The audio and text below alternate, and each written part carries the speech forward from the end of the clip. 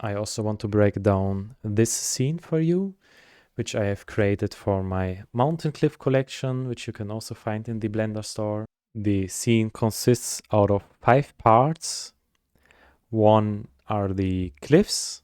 I used different cliffs for the background as well as for the foreground.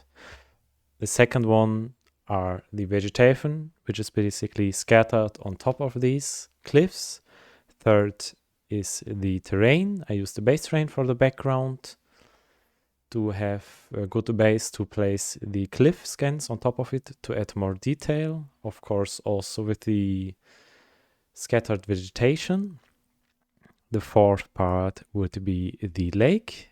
And the fifth, you can't see at the moment, is an HDRI I use for the lighting, which is the main light source. I don't use much else. Right now, let me show you. It's basically just lit by the HDI from Polyhaven. Let's get a bit more closer to the distance trees, and you can still see it's possible to move around in the scene without so much lag, as well as you can change the settings here, get more denser trees on top of it if you would like that. And the cliffs are in real life quite smaller, but 10 by 20 meters this cliff was, and now it's, I would say, 50 to 200 meters.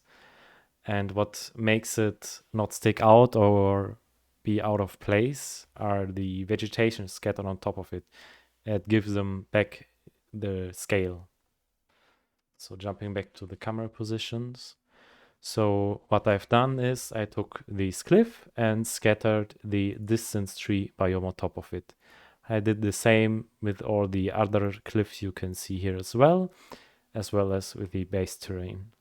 In the foreground cliff, I've used the meadow biome because I wanted a bit more detail, and you are seeing actually the grass. For the distance, you don't need it. You just need trees and bushes maybe. After everything was set up, I started using smaller things like these trees and placed them manually in the scene, like here, or this broken tree sticking out, a branch floating in the lake, and more trees or gravel pieces.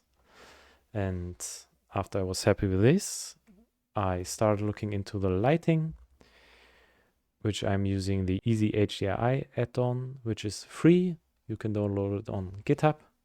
And then I've downloaded loads of HDRIs from Polyhaven, which are also free. Big thank you to them. I like, for example, this one also a lot.